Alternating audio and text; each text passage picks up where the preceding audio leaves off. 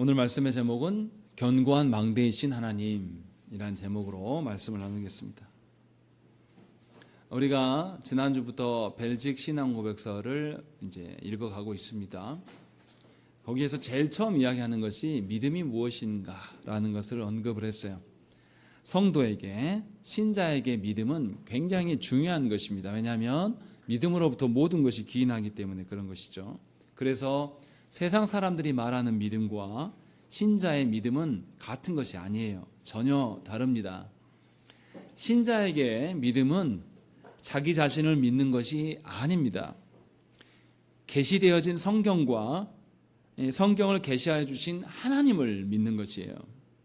그래서 자기 자신으로부터 출발할 수가 없습니다. 반드시 하나님으로부터, 말씀으로부터 출발을 해야 돼요. 그래서 신자에게 믿음이란 그냥 마음의 문제만 되는 것이 아니라 실제로 자신의 삶으로 동의가 되어져야 되는 것입니다. 이것이 믿음이에요. 그래서 우리는 벨직 신앙 고백서에서 우리는 믿고 고백한다라는 것은 동의하고 그대로 응한다라는 것이죠. 그래서 신자의 믿음은 반드시 삶에 투영되게 되어 있습니다. 그러니까 참된 신자는 믿는 바에 근거하여 살아가는 것이에요. 참되지 않은 거짓된 사람들은 믿는 바대로 살지 않아요. 누구를 위해서 살냐면 자기를 위하여서 삽니다. 그래서 자신의 형편과 상황에 따라서 얼마든지 자기의 신념을 바꿔버려요. 그래서 믿는 바와 삶이 동일하지 않습니다. 왜냐하면 세상 사람들이 말하는 믿음은 자기를 섬기는 믿음이기 때문에 그럴 수밖에 없다는 것입니다. 그래서 세상 사람들은 얼마든지 상황과 형편에 따라 살아가고 상황과 형편에 따라 살아가면서 삶의 태도를 바꾸는 것을 악한 것으로 절대 여기지 않습니다. 그러나 하나님을 믿는 자들은 삶과 형편에 따라서 삶의 태도가 달라진다든지 하나님을 향한 태도가 달라지는 것은 매우 악한 것이에요.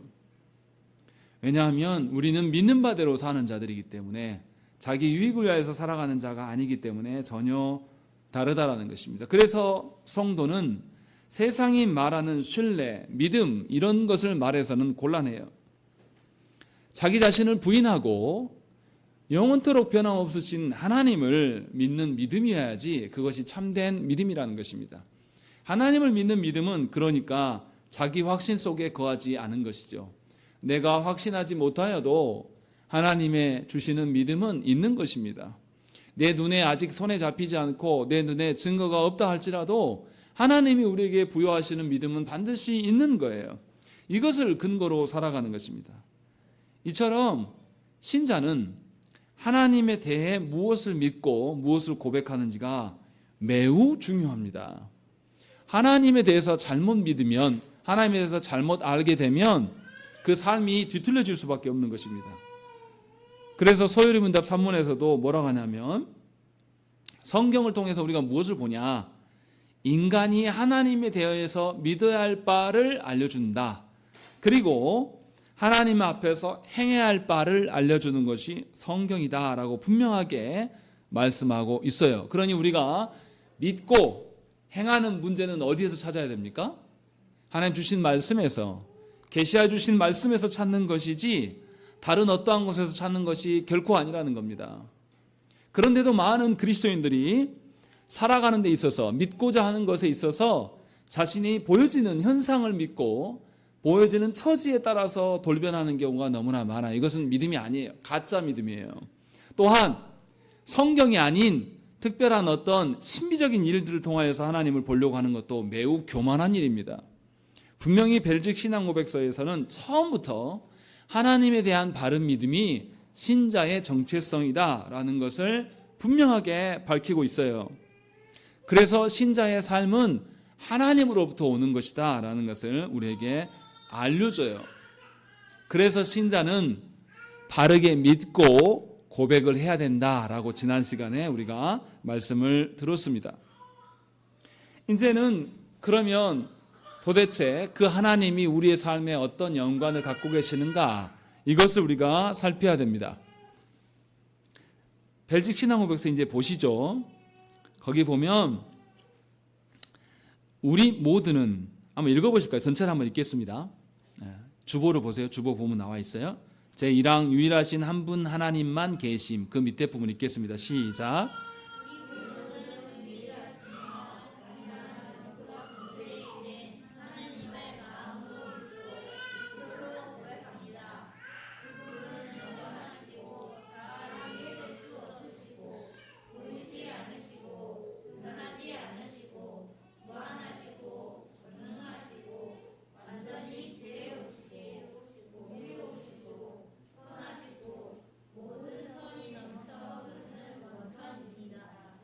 예, 이제 이 의미를 이제 하나씩 보시죠. 먼저 뭐라고 하냐면 우리 모두는 유일하시며 단일한 영적 존재이신 하나님을 믿는다라고 말합니다.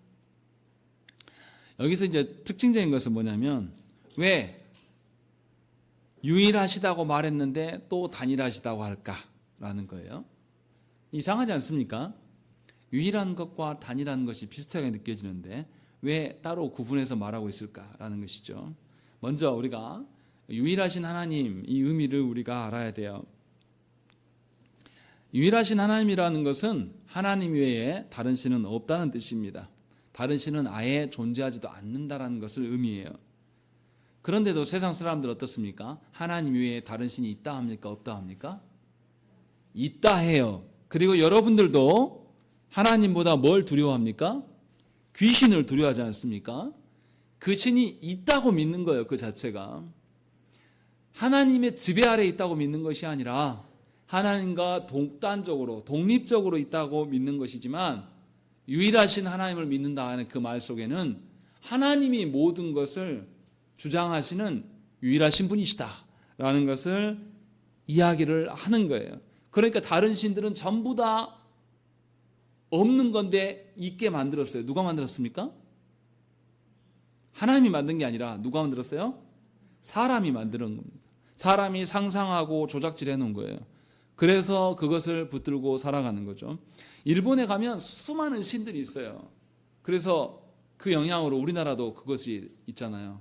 그래서 저 어렸을 때 문지방 밟으면 된다고요, 안 된다고요? 왜요?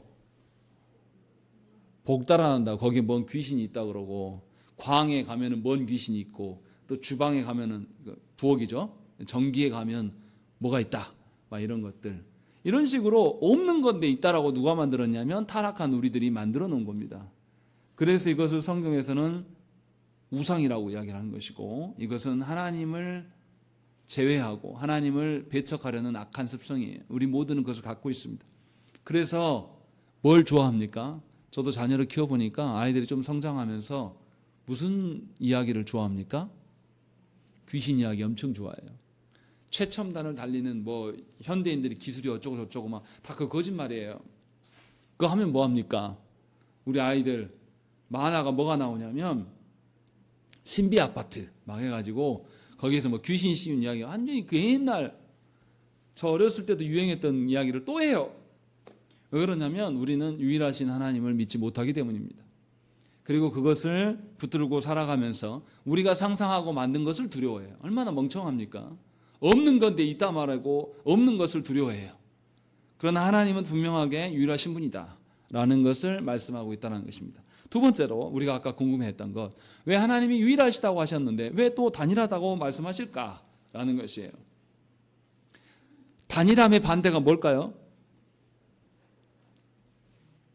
단일함의 의미가 먼저 우리가 알아야 돼요. 단일이니까 복수입니까? 단일함의 반대가 복수입니까? 그것이 아니에요. 복수의 반대말은 뭡니까? 단수예요. 단일함과 달라요. 영어로 말하면 심플하다는 거예요. 이 말이 뭐냐면 하나님은 복잡하지 않고 단순하시다라고 말씀하는 거예요.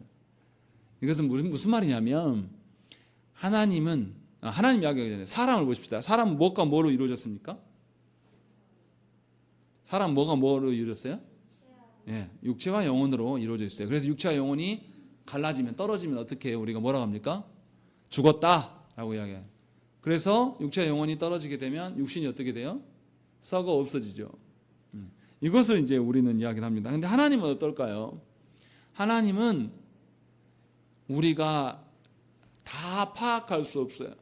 하나님이 보여주신 대로만 아는 것뿐이에요. 그래서 하나님은 단일하신 분이에요. 하나님의 속성이 온전하게 그를 다 점령하고 있어요. 예를 들어서 이런 겁니다. 삼위일체 하나님을 이야기할 때 우리는 상상해요. 몸은 하나인데 머리가 세 개인 뭐 이런 식으로 상상한다면 그게 아니라는 거죠. 삼위 하나님이 계시는데 삼위 하나님은 성부와 성자와 성령 하나님으로 있어요. 그러면 이게 3분의 1씩 있다는 의미인가요? 그 의미를 말하는 게 아니에요. 하나님을 각각에 나눠서 설명하려고 하는 사람도 있습니다. 또 어떤 우리의 나쁜 습성들이 있냐면 하나님의 어떠하심을 분리해서 설명하려고 하는 거예요. 어떤 식이냐면 하나님의 사랑 조금, 하나님의 공의 조금, 거룩 조금, 의로움 조금 이런 식으로 설명을 하려고 하는 사람들이 있습니다. 그러나 하나님의 공의는 하나님의 전체, 하나님의 거룩은 하나님의 전체에, 하나님의 사랑은 하나님의 전체에 있는 겁니다. 이 말씀을 무슨 말 하려고 하는 거냐면 하나님이 조금 어떤 성질들이 합쳐진 어떤 그런 물질의 세계의 그런 존재처럼 생각하는 분들이 너무나 많아요. 그래서 우리가 말하지 않습니까? 한국교회에서는 어떤 하나님을 가장 많이 말합니까? 사랑의 하나님만을 말해요. 이것이 우리의 오류라는 거예요. 하나님이 사랑의 하나님이시기만 합니까? 하나님은 공의의 하나님이시기도 하고 거룩의 하나님이시기도 하고 하나님 아름다운 하나님이시기도 하고 복합적이에요. 다시 말하면 무슨 말이냐면 우리의 어리석음 때문에 하나님의 한 측면만을 강조하지 말라라는 거예요. 아까 우리가 소요문답 때 이야기했지 않습니까? 하나님의 법과 하나님의 사랑이 있는데 우리는 법을 침해하면서도 사랑해 주는 것을 사랑이라고 우리는 말하지만 하나님은 사랑이시며 긍휼이 많으시며 동시에 공의로우신 분이기 때문에 두 개를 다 만족하는 하나님이시다라고 분명하게 우리가 이야기를 나눴어요. 그러니까 육신의 부모가 자녀를 사랑하면 불법까지도 사랑하는 것이 절대 아니에요. 그런데 우리는 하나님을 떠나서 상정하니까 하나님의 사랑만을 말하고 싶어요. 그래서 범죄한 우리들이 하나님 앞에 서서 무슨 이야기를 합니까? 하나님 나 사랑하면 뭐까지도 사랑해 주라고. 나의 불의함과 부정직함과 악함까지도 하나님 덮어줘야지 사랑이지. 이렇게 우리는 말합니다. 그래서 회개할 줄 모르고 하나님의 사랑 없다고만 우리가 계속 하나님께 반문하는 것입니다. 이러한 것이 아니다라고 말하는 것이 하나님은 단일하시다라고 말씀하는 것의 의미예요.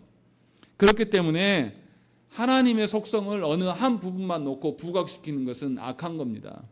자기의 목적을 위하여서 사랑의 하나님만을 짓거리는 것은 하나님의 공의를 무너뜨리는 겁니다. 그래서 조국교회 안에서 교회가 병들게 된 거예요.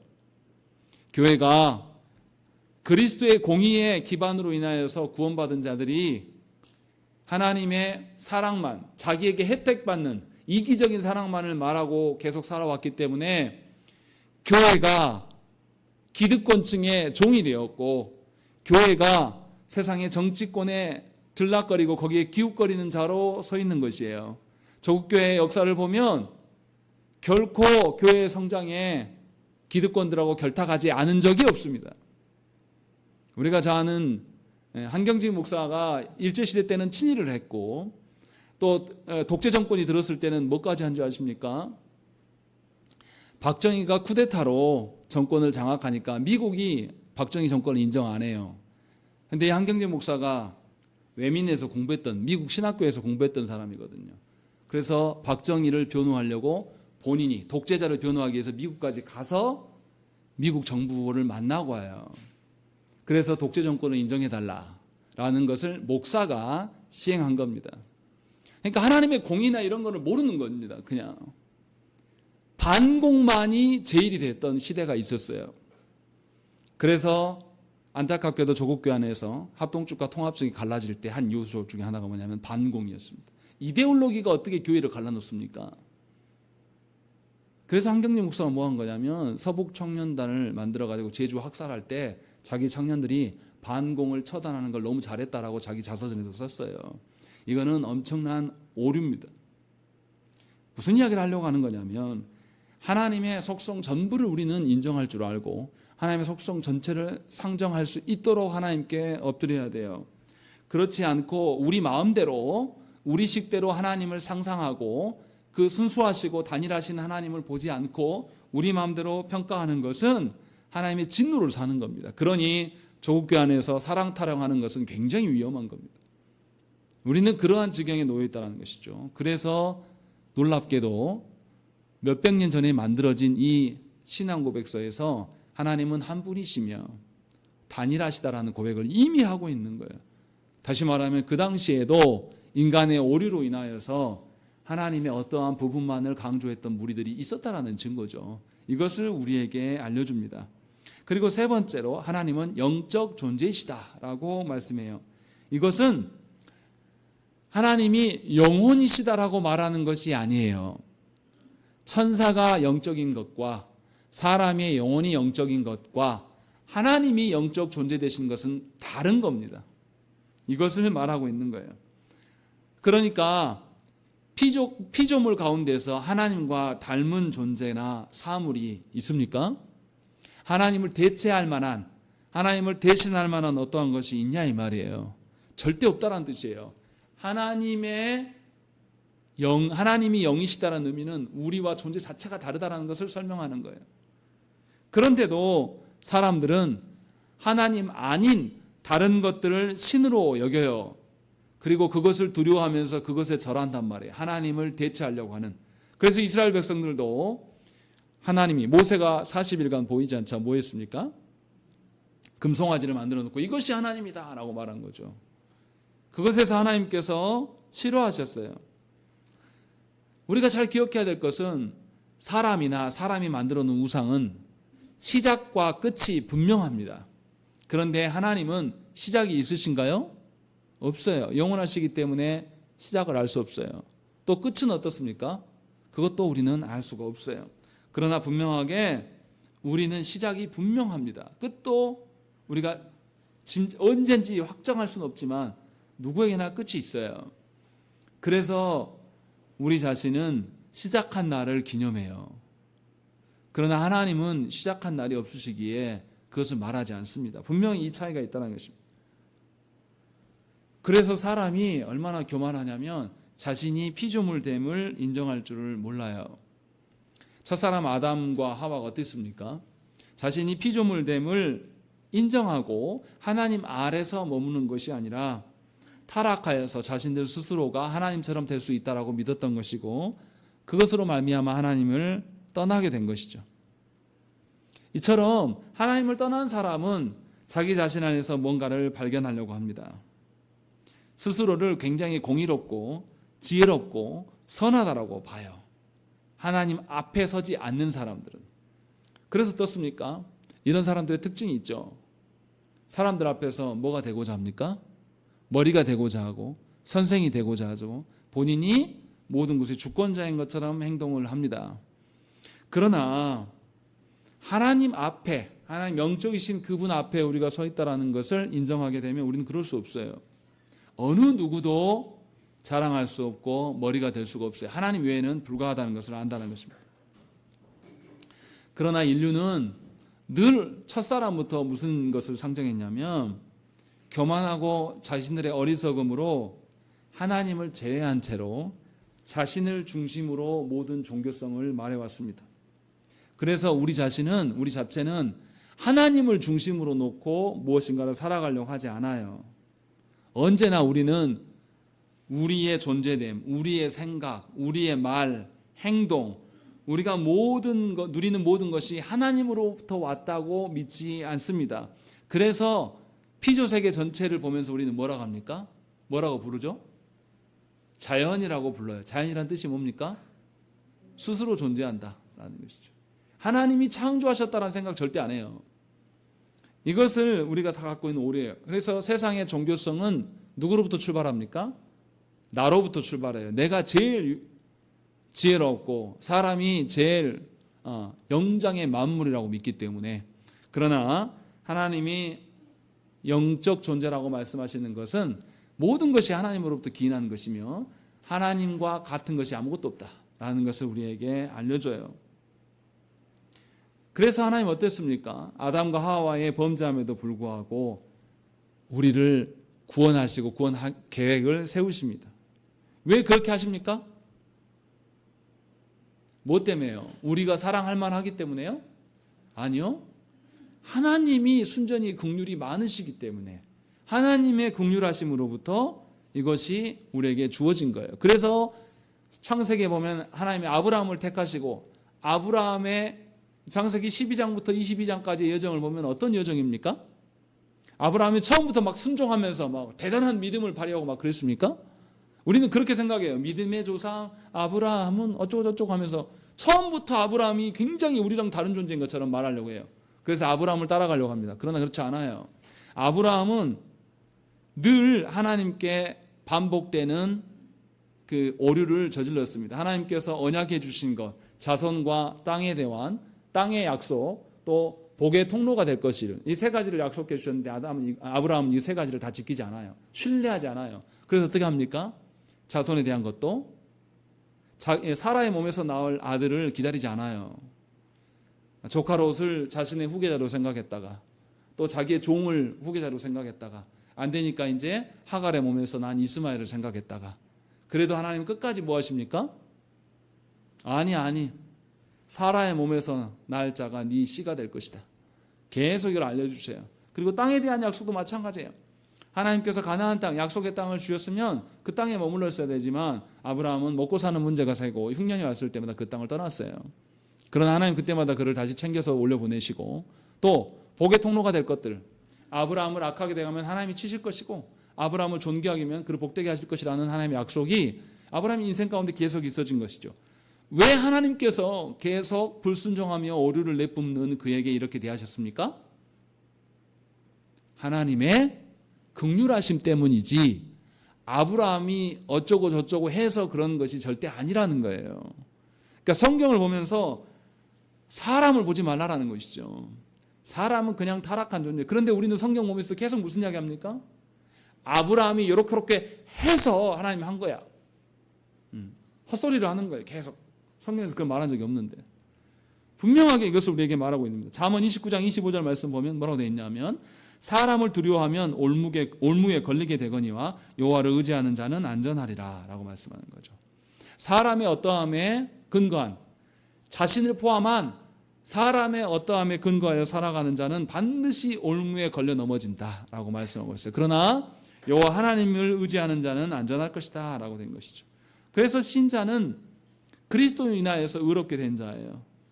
그래서 신자에게는 그리스도 안에서만 안전이 있고 하나님만을 의지하고 하나님과의 교제 속에서 살아갈 수가 있는 자입니다. 그래서 신자는 사람들 사이에서 자신을 두지 않고 하나님 안에서 자신이 발견되기를 소망하는 것입니다. 세상 문화와 시대 정신을 따라가는 것이 아니라 언제나 상황과 처지와 시대와 상관없이 변함없으신 그 하나님 안에서 자기 자신을 발견하기를 소망하는 것이 신자라는 것입니다. 그래서 벨직 신앙고백서 1항의 고백은 진정으로 우리의 피난처, 우리의 안식처는 오직 하나님이심을 우리에게 알려줍니다. 그리고 나서 하나님의 속성에 대해서 쭉 나열하고 있어요. 이 속성에 대해서 우리가 어떻게 반응해야 될 것인가 라는 것을 쭉 설명합니다. 먼저 우리가 기억해야 될 것, 속성을 이야기하기 전에 우리가 먼저 알아야 될 게 있어요. 우리가 하나님의 존재하심을 증명할 수 있습니까? 없습니까? 아니, 다르게 말해볼까요? 우리가 하나님의 존재하심을 증명할 필요가 있습니까? 없습니까? 복음 전하려면 하나님이 살아계신다라는 것을 증명해야 됩니까? 안 해야 됩니까? 안 해야 됩니까? 해야 됩니까? 다시 질문요. 우리가 하나님의 존재를 증명할 수 있습니까? 네, 없어요. 증명할 능력이 안 돼요, 우리는. 제가 무슨 말씀 드리려고 하는 거냐면, 하나님은 스스로 존재하시는 분이시고, 하나님은 영원하시고 전능하시고 영원하시고 불변하시기 때문에 하나님이 우리에게 당신의 어떠함을 계시해 주시지 않으면 우리는 전혀 하나님을 알 수가 없습니다. 그렇기 때문에 우리는 하나님을 증명하려는 그 교만에서 벗어나야 돼요. 이를테면 창조과학회, 하나님의 창조하심을 우리가 어떻게 과학으로 증명해야 됩니까? 그거 된다고 생각하세요? 과학에서 무에서 유가 됩니까? 이것을 증명하려고 하다 보면 나중에 어떻게 됩니까? 하나님을 물질의 어떠함으로 바꿔야 돼요. 그렇지 않겠어요? 무에서 유를 창조하려고 계속 시도하다 과학으로 입증하려고 계속 하다 보면 하나님을 어디에 가두겠습니까? 과학, 물질의 세계에 가둘 수밖에 없게 되는 거예요. 그러니까 창조과학은 미련한 겁니다. 허망한 거예요. 그거 할 필요가 없는 거예요. 왜냐하면 하나님은 스스로 계시는 분이, 우리가 이렇게 하나님을 어떻게 해서 해명하고 설명할 이럴 수 없어요. 무슨 말이냐면 우리 모두는 하나님을 다 알 수 없습니다. 그것을 신학적으로 뭐라 하냐면 하나님의 불가해성이에요. 우리가 다 알 수 없다. 하나님 계시하여 준 것만 아는 것이다. 아는 것이죠. 이 말의 의미가 무엇입니까? 우리가 하나님을 입증하려고 하는 것은 하나님을 연구 대상해서 우리가 하나님을 가지고 놀려고 하는 태도예요. 그것을 버리라는 거예요. 오히려 반대로 우리가 하나님을 입증할 수 없는데 우리가 하나님을 고백하고 있는 이 사실이 기적인 거예요. 우리가 이해할 수 없고 증명해낼 수는 없지만 우리는 하나님을 믿고 하나님을 사랑하고 있고 하나님을 고백하고 있는 이것이 훨씬 더 놀라운 일이에요. 이것이 우리가 해야 될 일이라는 것입니다. 하나님께서는 우리에게 당신의 어떠하심을 보여주셨어요. 그것이 계시죠. 계시로 말미암아서 우리가 세상에서 볼 수 없던 영광, 세상에서 볼 수 없는 복, 세상에서 볼 수 없는 영원성, 이런 것들을 하나님으로부터 우리가 취득하기 시작한 것이죠. 이것이 놀라운 것이지 우리가 하나님에 대해서 변호할 수 없다는 것입니다. 그래서 우리는 하나님께 받은 은혜를 하나님께로부터 찾아야 돼요. 이 말이 뭐냐면 우리 식대로 내가 병들었는데 하나님이 치유하신 것이 은혜다. 내가 돈 없는데 하나님 돈 주신 것이 은혜다. 물론 그것도 은혜의 일부분일 수는 있으나 궁극적으로 하나님이 보여주신 은혜의 전부라고 말할 수 있습니까? 없습니까? 없다라는 거예요. 깨어나시라는 거예요. 제발. 하나님의 은혜를 여러분들이 익숙한 몇 가지로 가지고 하나님의 은혜라고 말하지 말라란 말이에요. 하늘의 은혜를 말하란 말이에요. 이 땅에서 통용되는. 세상 사람들도 돈 없는데 돈 주면 좋아해요. 질병 고쳐주면 세상 사람도 좋아한다니까요. 세상의 신들도 그거 해준다고 말한단 말이에요. 근데 우리 하나님이 그런 하나님이시냐 이 말이에요. 제발 그렇게 어리석게 하나님을 찾지 말라라는 거예요. 하나님이 말씀하시는 은혜를 찾아요.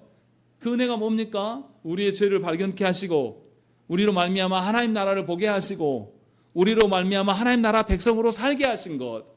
그래서 내가 이제는 내 자녀를 육적인 자녀로 사랑하는 것이 아니라 하나님 나라의 기업으로 이 자녀를 사랑할 수 있는 것. 이것이 은혜예요. 그 생각들을 버리지 않으면 우리는 하나님 앞에 늘 교만한 채로 살아갑니다. 그래서 하나님이 베푸시는 은혜와 하나님께 베푸신 구원까지도 다 내 입장의 은혜와 구원으로 추접스럽게 만들어버려요. 더럽히는 거예요. 그러지 말라라는 겁니다. 그래서 하나님 베푸신 은혜는 우리가 상상할 수가 없어요. 늘 하나님으로부터 와야 되는 것이고 하나님의 측량할 수 없는 것 앞에서 우리가 하나님의 어떠함을 고백하는 이것 자체가 놀라운 것일 뿐이에요. 그래서 우리는 하나님을 예배하는 것입니다. 우리가 알 수 없고 우리가 다 하나님의 어떠함을 이해할 수 없어요. 그러나 하나님이 예배를 통하여서 우리를 만나 주실 거거든요.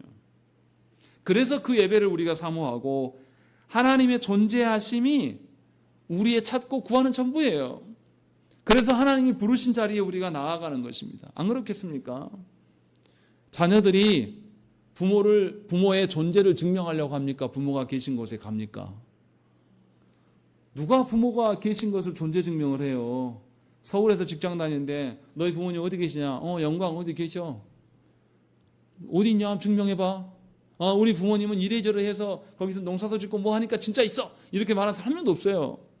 나 지난주에도 갔다 왔는데 뭘 증명해? 나 명절에도 갈 거야. 마음이 거기 가 있는 것. 이거면 된다 이 말이에요. 근데 우리는 너무나 엉터리같이 하나님을 대한단 말이에요. 자신이 뭐나 되는 것처럼 하나님을 증명해내고 뭐나 되는 것처럼 자신의 생각 속에서 하나님을 가지고 이렇게 저렇게 막 하면서 하나님은 사랑이 많으신데 하나님 공의도 있으니까 야, 이거에 놓고 충돌하면 안 돼 하면서 우리끼리 막 정해놓고 이러한 짓을 하지 말라는 것입니다. 이것은 하나님을 예배하는 것이 아닙니다. 이것은 우리의 어떠함으로 하나님을 판단하는 거예요. 우리의 느낌이나 우리의 경험이나 우리의 목적을 근거로 하나님을 논하지 말라는 거예요.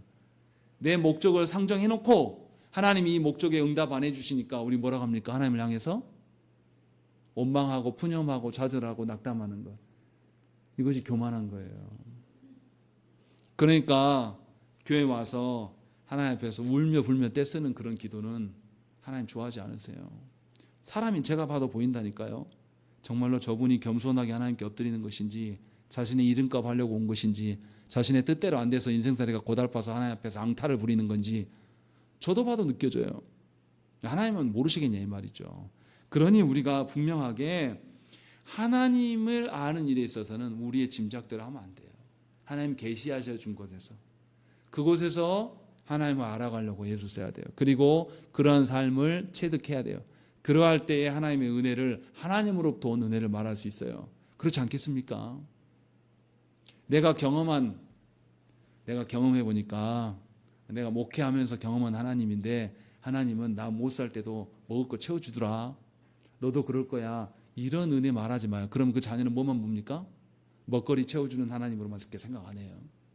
그래서 지금 조국교 안에 젊은이들이 교회에 없는 거예요. 먼저 믿은 우리들이 우리의 경험이나 생각대로 하나님을 말해왔거든요.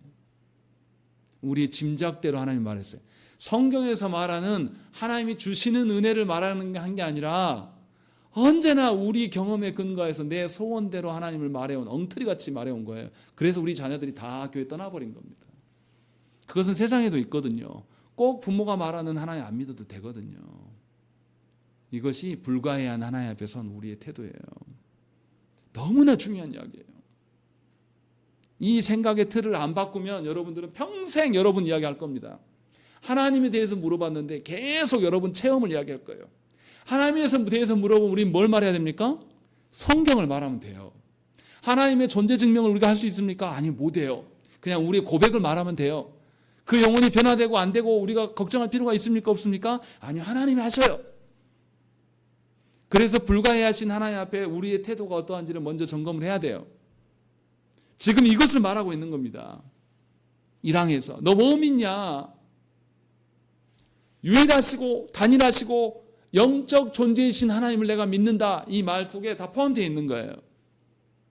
그러니 나 때는 말이야. 내가 경험해봤는데 하나님은 이래, 교회는 이래, 가정은 이래야 돼. 이런 소리 하지 마세요. 엉터리 같은 겁니다. 하나님이 말씀하시니 가정이 이래. 하나님이 말씀하시니 교회는 이래야 돼. 성경을 보니 구원은 이런 것이고 은혜는 이런 것이더라. 이렇게 말할 수 있기를 우리가 우리의 태도를 바꾸셔야 한다는 것입니다. 이것이 합당한 믿음에 대한 고백이에요. 자, 그러면 이제 하나님의 성품들을 하나하나 나열하는데 그것이 우리에게 어떤 의미가 되는지를 조금 더 생각을 해봐야 돼요. 자, 하나님께서 당신을 이렇게 이야기하십니다. 영원하시고 다 이해될 수 없으시고 보이지 않고 변하지 않는다라는 것입니다. 그럼 제가 두 개씩 묶어서 설명을 할게요. 영원하시고 불변하시다는 것을 생각을 해요. 이것은 하나님이 우리와 같지 않으시다는 것이죠. 우리는 시작이 있지만 하나님이 시작이 없고 끝도 없어요. 하나님은 우리를 초월해 계시기 때문에 질적으로도 모든 세대에 걸쳐서 동일하신 분이에요. 그래서 영원하시다라고 하는 거예요. 아브라함에게 만났던 그 하나님이 우리 시대에 오셔서 아이고 니네 시대와 형편과 상황이 달라지니까 내 뜻이 바뀌었다 이렇게 말하지 않는단 말이에요. 그런데 교회의 역사 가운데 그렇게 말하는 인간들이 있었어요. 하나님이 옛날에는 족장 시대였고 그 족장으로 해서 율법의 시대에서 율법을 지키면 구원받겠고 또 우리는 은혜의 시대가 돼가지고 그리스도의 은혜로 우리는 아무것도 안 하고 주님만 붙으면 다 구원받는 이런 논리로 피는 인간들이 교회 안에 있습니다. 그래서 하나님이 구원의 시대를 7,000년으로 나눠서 1,000년씩 그렇게 하는 해석하는 무리들 처음 들어본 것처럼 하지 마세요. 조국교회 많은 목사님들이 이것을 가르쳤어요. 지금 6,000년이 흘렀다라고 계산하면서 남은 이제 1,000년 남았으니까 회개해라. 이런 식으로 이렇게 많이 해석을 해봤어요. 그러나 그렇지 않아요. 하나님은 아담을 만나주셨던 그 하나님은 우리에게도 똑같은 뜻을 갖고 계시는 거예요. 우리 막 그렇게 상상하잖아요. 아담은 하나님과 만나고 동산에서 같이 걸었으니까 겁나게 좋겠네. 그렇지 않아요. 우리는 어떤 은혜 가운데 있습니까? 아담은 그리스도를 경험했습니까? 못했습니까? 못했어요. 그리스도를 주실 것에 대한 약속을 믿고 하나님 앞에 선 사람이에요. 그런데 우리는요, 그리스도가 이미 오셨고 완성하셨고 다시 오실 것을 전망하고 있는 사람이에요. 누가 더 은혜를 누린 겁니까? 우리예요, 우리. 다시 말하면 하나님은 영원하시기에 변함이 없으시. 하나님의 뜻은 절대 바뀌지 않아요. 우리가 별짓을 다 해도 하나님의 뜻이 바뀝니까? 안 바뀝니까? 안 바뀌더라는 것이죠. 그러니 우리의 어떠함으로 하나님을 판단하지 말라는 것이죠. 우리가 어렸을 때, 신앙이 약할 때는 하나님에 대해서 요만큼 알고, 우리가 자라가면 하나님 더 커져. 우리는 이래요. 그런데 하나님 그러십니까? 하나님이 계속해서 성장하셔야 될 하나님이에요. 그런데 이것을 부인하는 자들이 있습니다. 진화론자리 그거예요. 하나님이 진화한다라고 믿는 거예요. 하나님이 진화를 사용하신다라고 믿는 거죠. 그래서 점점 진화는 어떤 생각입니까? 시간만 주어지면 우리가 누구와 같아진다? 하나님과 같아질 수 있다고 믿는 자들이에요. 그래서 하나님의 영원성을 믿지 않습니다. 하나님은 처음부터 우리에게 보이신 그 뜻을 우리에게 그대로 말씀하세요. 하나님은 절대 진화하지 않으십니다. 처음에 가졌던 그 계획들, 또 그것을 그 계획과 그 약속으로 마지막 종국에까지 그 기준으로 우리를 다스리실 거예요. 그래서 하나님은 진리가 되시고 지혜가 되시며 하나님의 계획과 다스리심은 하나도 오류가 없는 것입니다. 그렇기 때문에 어떤 것도 하나님의 영향을 줄 수 있습니까? 없습니까? 어떤 것도 영향을 줄 수가 없어요. 그러나 하나님은 이런 경우는 있죠. 당신의 교회와 백성들이 헤매이고 방황하면 하나님이 슬퍼하십니까? 기뻐하십니까? 슬퍼하셔요. 그리고 우리에게 반응을 보이셔요. 봐라, 우리가 이렇게 하니까 하나님 달라지지 않냐, 이렇게 말하는 것은 뭐 때문에 그렇게 하신 겁니까? 하나님이 긍휼이 많으신 분이기 때문에 그렇게 하신 것이지 우리 때문에 하신 것이 아니라는 거죠. 그걸 잘 이해하시라는 것이죠. 그래서 분명히 하나님은 우리가 죄가 있을 때나 우리가 의롭게 살 때나 늘 공의로우셨던 분이에요. 공의로우신 분이에요. 그러니 내 형편과 처지에 따라서 하나님이 달라질 것이라는 생각을 버리시는 것이고, 두 번째, 하나님은 무한하시고 전능하십니다. 하나님의 무한하심의 의미는 하나님이 모든 곳에 계신다는 의미고 끝이 없으시다는 뜻이에요. 이것은 하나님의 영원하심과도 연계된 말입니다. 우리는 무한하신 하나님을 우리 생각으로 상상하고 추측할 것이 아니라 그 하나님을 경배하는 일에만 힘써야 되는 거예요.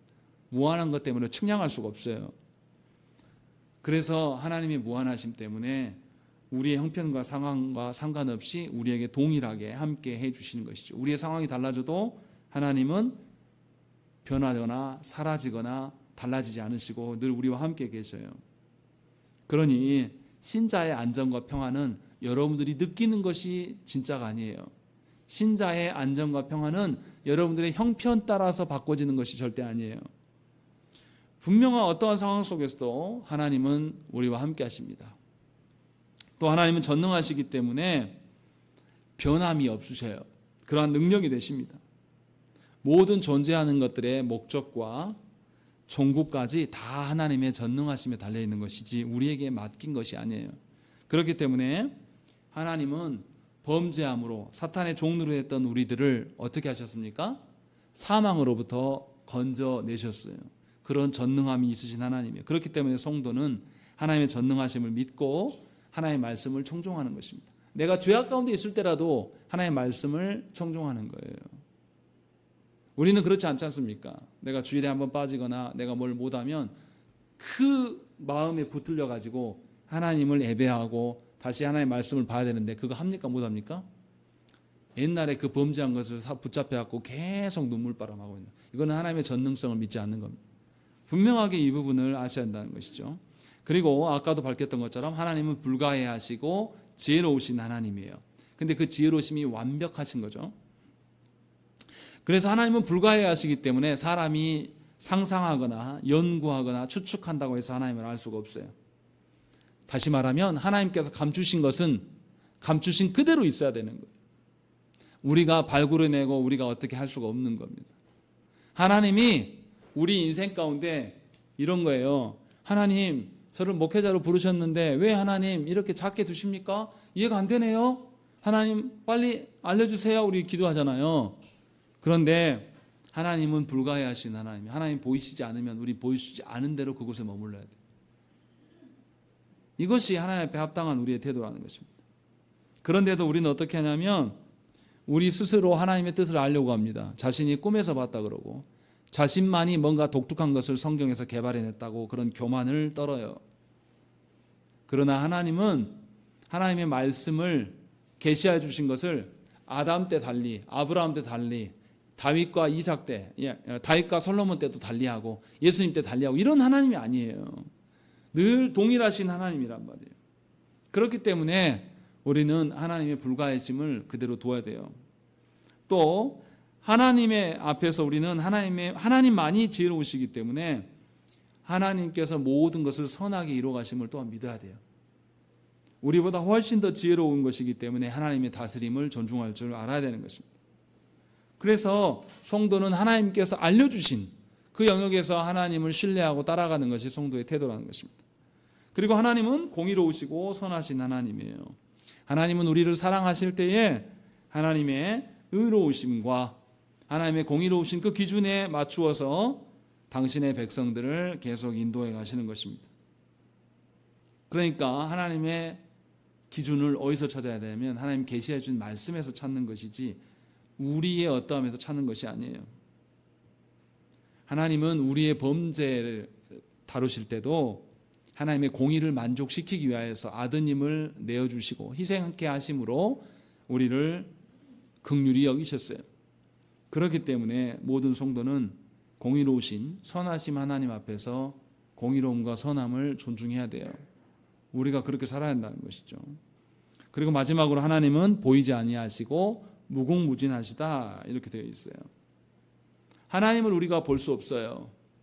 그렇기 때문에 우리가 하나님을 상상해서는 안 됩니다. 그래서 종교개혁자들은 하나님의 형상을 만들라고 했습니까? 만들지 말라고 했습니까? 만들지 말 것을 존중했습니다. 그래서 교회 안에 형상을 두지 않아요. 우리 교회도 뭐가 없습니까? 여기 빼고요. 십자가를 두지 않아요. 십자가가 우리를 구원한 게 아니라 그리스도께서 구원하신 것이기 때문에. 그래서 분명히 형상을 붙들고 하나님께 이것이 하나님이다라고 말한 것이 얼마나 악한 것인가를 알아야 돼요. 자꾸만 하나님이 이렇게 생길 것이다 라고 하게 되면 그 자체가 오류예요. 어렸을 때 우리 집에도 있었어요. 예수님이 어떻게 생겼다고요? 금발에 백인 이럴 것이다라고 보면서 그렇게 생긴 사람들을 우리는 어떻게 했습니까? 늘 동경했어요. 그래서 외국인인데 동남아 외국인들 별로 안 좋아하잖아요. 한국 사람들. 누구 좋아합니까? 흑인도 별로 안 좋아해요. 누구 좋아해요? 백인들만 좋아. 아마 제가 볼 때는 이런 오류에서 생겨난 거 아닌가라고 저는 그냥 그렇게 추정해봐요. 무슨 말씀이냐면 하나님을 상상하지 말라라는 거예요. 하나님께서 말씀으로 주신 것 그대로 그 주신 것을 붙잡고 하나님의 어떠하심을 바라보라는 것입니다. 그래서 우리는 반드시 예수 그리스도를 통해서 성령 하나님께서 깨닫게 해주신 것을 존중하는 자로 서 있어야 된다는 것입니다. 정리하면 이러한 하나님이 우리 가운데 계시는 거예요. 그러니 하나님은 불변하시고 영원하시고 전능하시고 긍휼이 많으시고 하나님 보이지 않으시지만 우리 가운데 함께 계시며 이 가운데 우리가 존재하는 것이에요. 그래서 우리들에게 우리가 피할 수 있는 것은 오직 하나님뿐입니다. 하나님의 속성을 알아가면 알아갈수록 우리는 하나님께 의존할 수밖에 없는 것입니다. 다시 말하면 적용해서 말씀드리면 우리의 형편과 상황에 따라서 하나님을 대하는 태도를 달리하지 말라는 것이에요. 자녀들이 초등학교 때 하나님을 대하는 태도, 자녀들이 중학교 갔을 때, 자녀들이 고3이 됐을 때 하나님을 대하는 태도, 자녀들이 대학 가서 또 자녀들이 취업 준비할 때 하나님을 대하는 태도, 부모의 태도가 달라집니까? 안 달라집니까? 엄청나게 달라지는 거예요. 이것은 하나님의 속성에 근거한 하나님을 알려고 하는 것이 아니라 우리들 형편대로 하나님을 알려고 하는 겁니다. 자녀가 초등학교 다닐 때는 별로 공부 안 해도 되니까 그냥 다 예배 드려? 언제 다 후두둑 떨어집니까? 중학교 올라가면서 야 이제 공부 좀 해야 되지 않겠냐? 학원 가야지. 고3 되면 어떻게 됩니까? 누구를 섬깁니까? 하나님 안 섬겨요. 여러분들 자녀 섬기지 않습니까? 자녀 건드리면 안 되는 것처럼 우리는 엉터리같이 하나님 믿어요. 하나님 앞에서 우리 자녀를 키우려고 하는 것이 아니라 우리 앞에서 하나님이 일해주기를 바라요. 이런 교만함을 보인다는 것이죠. 그러나 분명하게 언약 백성에게 피할 곳은 하나님이시지 다른 것이 아니에요. 우리 자녀의 잘되고 어떠함도 다 하나님의 손에 달려있는 거예요. 하나님의 계획 속에 있는 겁니다. 우리가 아무리 우리 자녀에 대해서 무언가 계획하고 기대하는 바가 있다 할지라도 하나님이 이 자녀를 어떻게 쓰시겠다고 처음부터 창조하셨으면 그대로 될 거예요. 하나님의 뜻대로 될 겁니다. 그러니 고집 피우지 말라는 거예요. 여러분 생각에는 여러분 자녀들이 이 땅에서 떵떵거리고 세상 사람들한테 아쉬운 소리 안 하고 이렇게 살게 다 바라죠. 어떤 부모가 안 그런 부모 어디 있겠습니까?